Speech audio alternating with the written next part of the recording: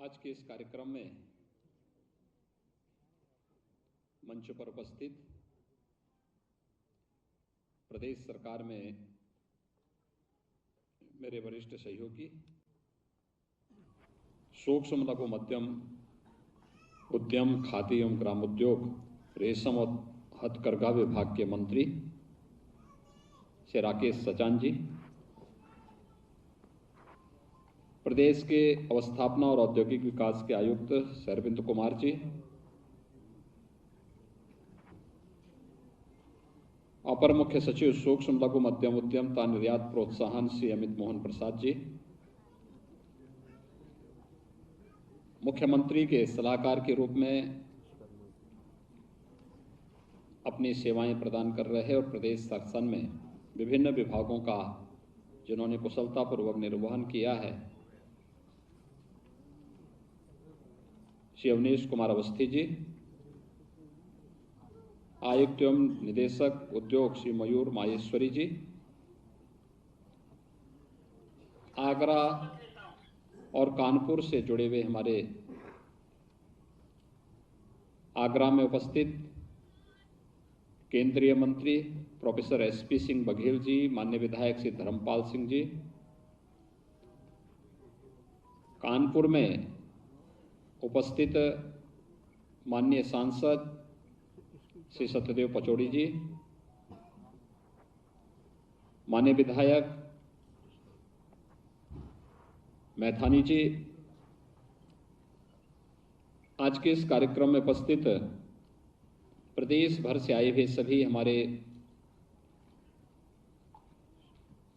MSME sector में कार्य करने वाले हस्तशिल्पी, कारीगर और उपस्थित भाइयों बहनों,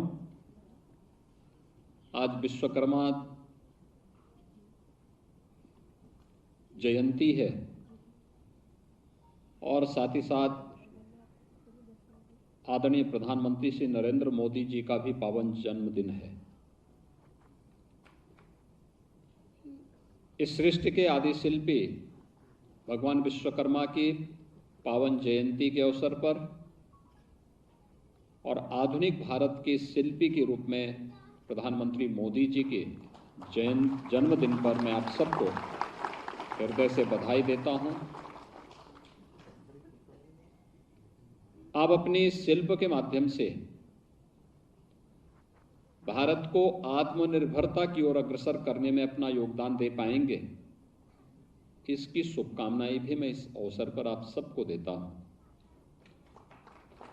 मुझे प्रसन्नता है कि अभी मुझे यहां पर विश्वकर्मा जयंती के शुभ अवसर पर अपने प्रदेश भर से आए हुए हस्तशिल्पी और कारीगरों को सम्मान करने का एक अवसर प्राप्त हुआ। ये जो हस्तशिल्पी हैं, अपने परंपरागत पेशे को इन्होंने तमाम अभाव और चुनौतियों के बावजूद संरक्षित करके रखा। उनके हुनर को प्रधानमंत्री मोदी जी ने एक मंच दिया और उनकी प्रेरणा से 2017 में प्रदेश के अंदर नई सरकार का गठन होने के बाद इस क्षेत्र में जो कार्यक्रम प्रारंभ हुए, उत्तर प्रदेश यद्यपि देश का वह सौभाग्यशाली राज्य है जिसके पास सबसे अधिक सूक्ष्म लघु और मध्यम उद्यम है। एक अनुमान के अनुसार 90 लाख से अधिक एमएसएमई हमारे पास मौजूद हैं और औद्योगिक विकास की पहली शर्त होती है एमएसएमई का क्लस्टर,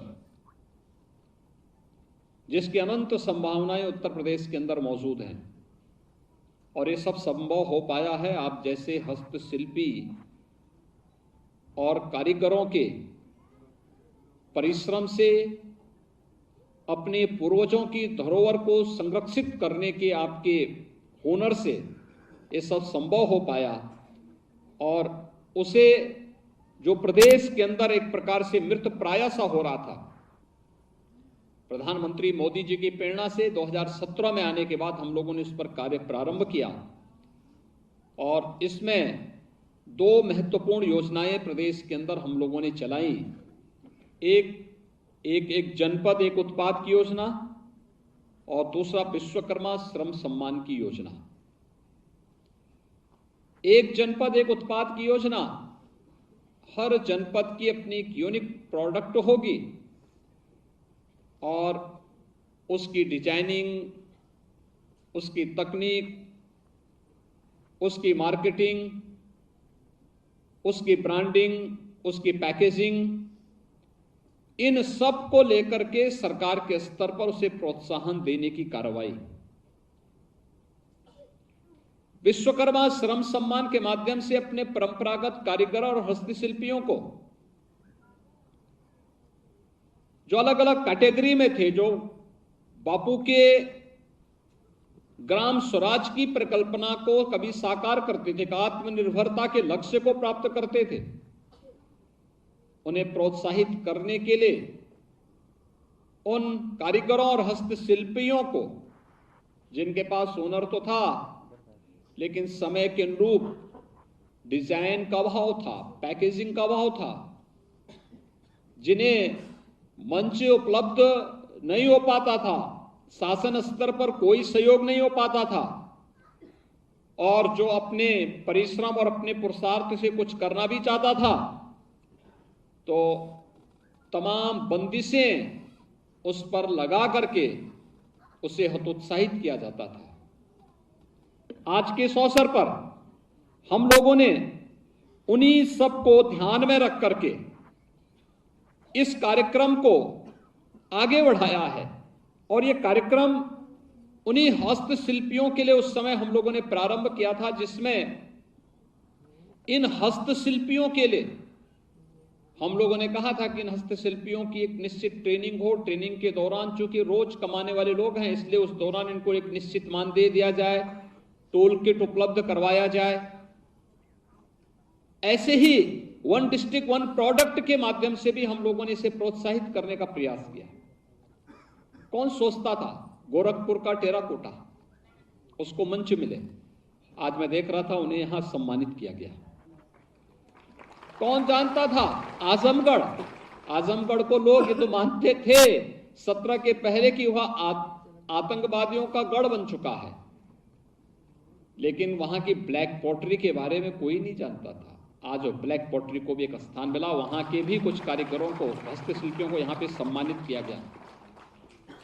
मुरादाबाद के ब्रॉस के बेहतरीन कलाकृति के लिए जानी वाली जो वहां के कारीगर हैं, वहां का ब्रॉस का जो आइटम है, पीतल नगरी के रूप में न जाने कब से हम सुनते रहे हैं। फिरोजाबाद का ग्लास का उद्योग, कन्नौज का इत्र, अलीगढ़ के ताले, हार्डवेयर का काम वहां पर जो होता है, भदोई की कालीन, सहारनपुर का क्राफ्ट का कार्य, वाराणसी के हस्तशिल्पियों के द्वारा अलग अलग क्षेत्र में किया गया कार्य, ऐसे बुंदेलखंड के कारीगरों के द्वारा, ये सभी को आज यहां पर सम्मान देने का कार्य भी हुआ। और मुझे प्रसन्नता है कि जो कार्य हम लोगों ने 2018 में 1 डिस्ट्रिक्ट 1 प्रोडक्ट के माध्यम से प्रारंभ किया था, 2019 में विश्वकर्मा श्रम सम्मान के माध्यम से किया था, और इसके लिए हस्तशिल्पियों के सम्मान की व्यवस्था की। विगत 3 वर्ष में कोरोना महामारी के कारण उन्हें सम्मान नहीं दे पाए थे, और जिसके कारण उन हस्तशिल्पियों के मन में भी हो सकता है भाव आया होगा कि उत्तर प्रदेश में जो हमें उद्यमी पुरस्कार दे रहे थे, सूक्ष्म उद्योग श्रेणी में लघु उद्यम श्रेणी में, मध्यम उद्यम श्रेणी में एमएसएमई के विशिष्ट प्रयास के लिए अनुसूचित जाति जनजाति की महिला उद्यमियों के लिए, और ये जो पुरस्कार दिए जाने थे, जिसमें उत्तर प्रदेश उद्यमी पुरस्कार के लिए 1,25,000 रुपये का यह पुरस्कार हम लोग यहां पर प्रदान किए। सूक्ष्म लघु मध्यम उद्यम श्रेणी के प्रत्येक श्रेणी के प्रथम पुरस्कार में 50,000 रुपये, एमएसएमई में विशिष्ट प्रयासों के लिए अनुसूचित जाति और जनजाति तथा महिला उद्यमियों को 50,000 रुपये, अंगवस्त्र तथा महिला उद्यमी को 40,000 रुपये और अंगवस्त्र आदि देने की कार्रवाई, और एमएसएमई उद्यमी और विशिष्ट गुणवत्ता उत्पाद पुरस्कार जिसमें 25,000 रुपये और प्रशस्ति पत्र भी यहां पर उपलब्ध करवाने का कार्य किया गया। विगत 3 वर्ष के अंदर ये कार्य, पुरस्कार नहीं वितरित हो पाए थे कोरोना महामारी के कारण। 19-20 में आप जानते हैं कि प्रदेश में दुनिया के अंदर कोरोना महामारी आ चुकी थी। मार्च से लॉकडाउन प्रारंभ हो गया था, लंबे समय तक ये चलता रहा। आज कोरोना पर प्रभावी नियंत्रण करने के साथ ही हर व्यक्ति को सुरक्षा कवच के रूप में वैक्सीन दी जा चुकी है, और उन स्थितियों में जब ये अवसर प्राप्त हुआ तो विश्वकर्मा जयंती के अवसर पर आज उन हस्तशिल्पियों को यहां पर सम्मान देने का कार्य हुआ, जिसमें 19-20, 20-21 और 21-22 के ये सभी जो उद्यमी थे, इन्हें आज यहां पर सम्मान देने का कार्य हुआ है। मैं इस अवसर पर इन सभी हस्तशिल्पियों को, जिन्हें आज यहां पर यह सम्मान प्राप्त हुआ है, उन सभी को मैं हृदय से बधाई देता हूं, अपनी शुभकामनाएं देता हूं। आप सभी हस्तशिल्पियों के प्रयास के कारण आज उत्तर प्रदेश एक सकारात्मक दिशा में आगे बढ़ा है। लोगों के मन में एक विश्वास हुआ है, उत्तर प्रदेश भी अब विकास के बारे में कार्य कर रहा है, एक बड़ा विश्वास जड़ गया है। देश और दुनिया के निवेश के सबसे अच्छे गंतव्य के रूप में उत्तर प्रदेश उभरा है, और आज लोगों के मन में एक भाव आया है कि उत्तर प्रदेश के अंदर यह कार्य अब संभव है, और आपके ही प्रयास का परिणाम है। जो डाटा मेरे पास आए हैं वो बहुत ही रोचक और उत्साहवर्धक है। खासतौर पर अगर मैं आपके सामने इनको उपलब्ध कराऊं कि उत्तर प्रदेश ने विगत जो कार्य किए, इसमें उत्तर प्रदेश ने गुड गवर्नेंस इंडेक्स में 2021 में प्रथम स्थान, इंडिया इनोवेशन इंडेक्स में 7वां स्थान, एक्सपोर्ट इंडेक्स में ईपीआई में 6ठा स्थान, और logistic ease across different state में 6ठे स्थान पर आज उत्तर प्रदेश ने उल्लेखनीय उपलब्धि भी हासिल की है। और साथ ही साथ अगर मैं विगत 5 वर्ष के अंदर उत्तर प्रदेश की एमएसएमई इकाइयों के द्वारा जो कार्य किया गया है, इसके बारे में उल्लेख करूं तो 2017-18 से लेकर 2022 के बीच भारत सरकार के पोर्टल पर प्रदेश की कुल 13,50,000 एमएसएमई इकाइयों का पंजीकरण हुआ, और जिसमें 94 लाख रोजगार का सृजन भी इन एमएसएमई इकाइयों के द्वारा उत्तर प्रदेश के अंदर किया गया। आप अनुमान कर सकते हैं कि अगर हमारे पास यह एमएसएमई का इतना बड़ा क्लस्टर नहीं होता, कोरोना कालखंड में क्या स्थिति पैदा होती। 40 लाख प्रवासी कामगार और श्रमिक वापस आए थे। इन सबको उत्तर प्रदेश में कार्य मिल गया। हर एक ने अपने अपने यहाँ 1-1, 2-2, 4-4 लोगों को रख लिया। परिणाम क्या था कि उत्तर प्रदेश में जो एक आशंका थी कि इसके कारण अव्यवस्था फैलेगी, अव्यवस्था नहीं बल्कि सुव्यवस्था फैल गई कि हमें पर्याप्त मात्रा में मैन पावर मिल गया, और हमने बता दिया, उत्तर प्रदेश की ताकत का एहसास दुनिया को करा दिया कि नहीं, उत्तर प्रदेश इन सबको जोड़ सकता है।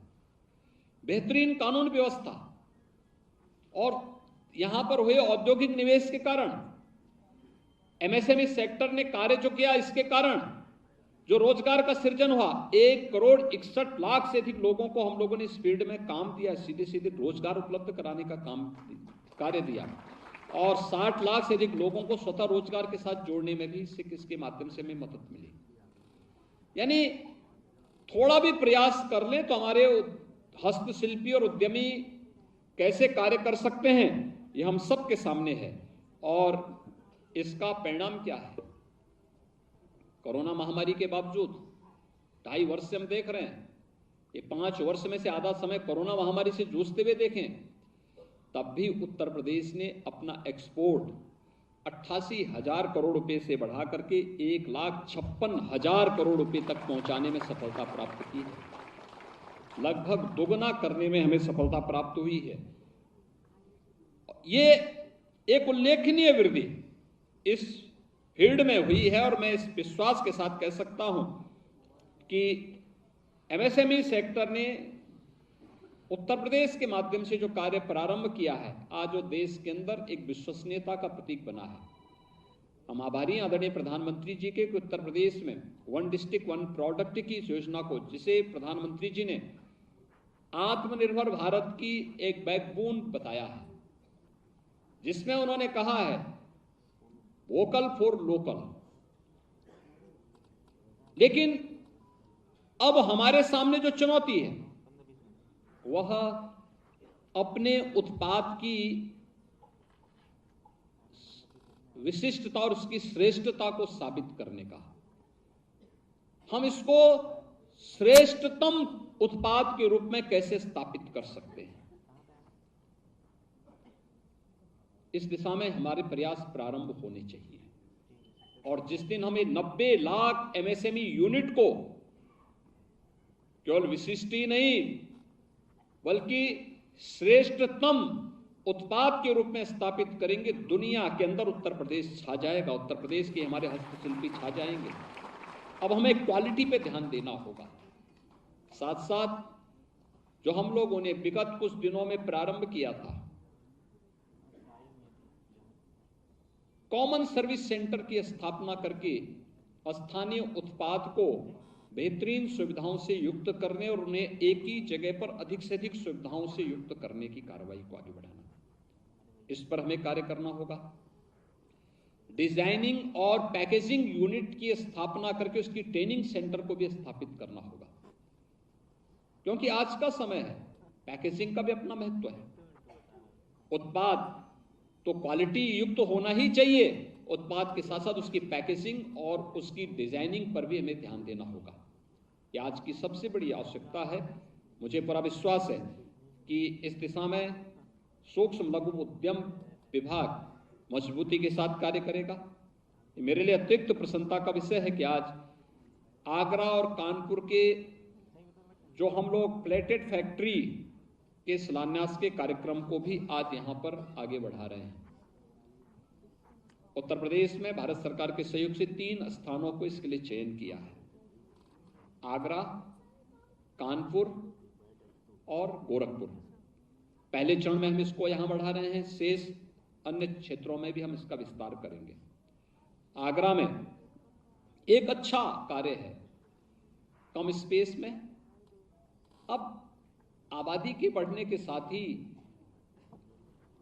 जमीन को हम हॉरिजॉन्टल ले जाने की बजाय, उसका विस्तार देने की बजाय, बल्कि हम वर्टिकल जाएं और एक ही स्थान पर मल्टी स्टोरी फैक्ट्रियां बना करके अनेक उद्यमियों को वहां पर सस्ते में स्पेस उपलब्ध करा करके उन कार्यक्रमों को आगे बढ़ाने की कार्रवाई को गति देना।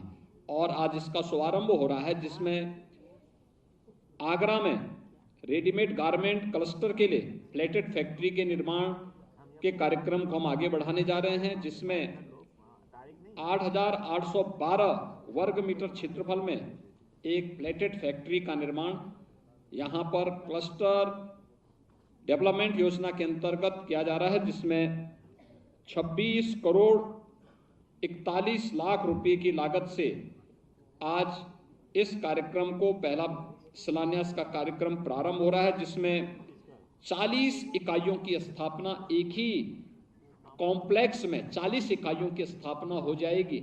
यह कार्य आगरा के लिए हो रहा है और ऐसे ही कानपुर में भी हौजरी सिलाई क्लस्टर हेतु प्लेटेड फैक्ट्री के निर्माण की कार्रवाई को आगे बढ़ाया जा रहा है।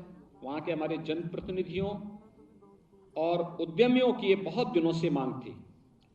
यहां पर 7,657 वर्ग मीटर क्षेत्रफल में 24 करोड़ 72 लाख रुपए की लागत से इस कार्य को आगे बढ़ाया जा रहा है, जिसमें 67 इकाइयों की स्थापना इस एक कॉम्प्लेक्स में करने में हमें सफलता प्राप्त होगी और हजारों लोगों को इसके माध्यम से रोजगार भी प्रत्यक्ष और अप्रत्यक्ष रूप से प्राप्त होगा। यानी ये दो कार्य का शुभारंभ हो रहा है और ये उत्तर प्रदेश के लिए रेडीमेड गारमेंट के एक नए हब के रूप में उभरने का एक अवसर भी होगा। और मैं उत्तर प्रदेश के अपने सभी हस्तशिल्पियों से, उद्यमियों से ही अपील करूंगा, इस अवसर को हम बेहतरीन तरीके से आगे बढ़ाएं।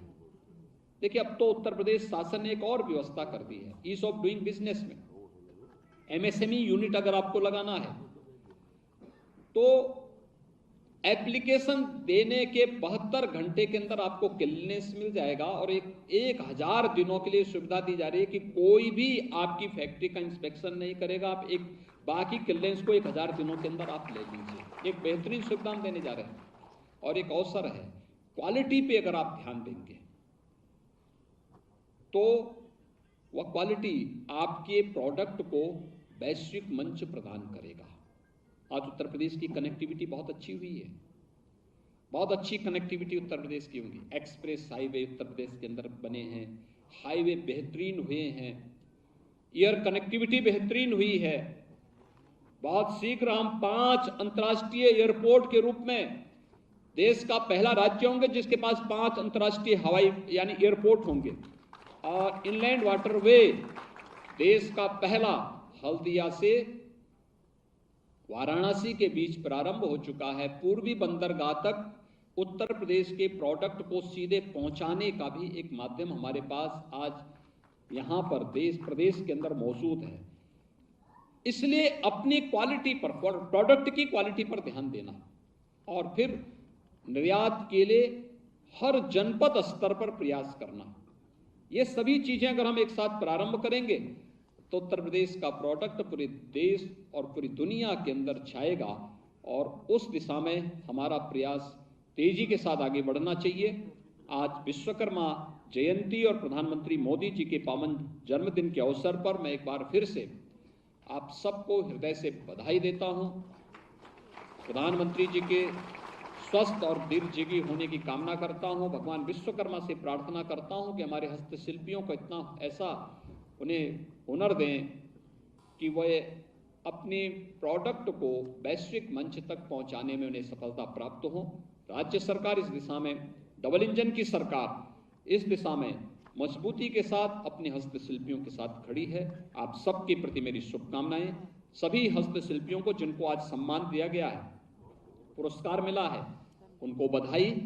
और अन्य हस्तशिल्पी भी इस दिशा में आगे बढ़ करके अपने प्रोडक्ट को एक क्वालिटी के साथ वैश्विक मंच तक पहुंचाने में अपना योगदान देंगे। आप सबके प्रति मेरी शुभकामनाएं। धन्यवाद। जय हिंद। बहुत बहुत धन्यवाद माननीय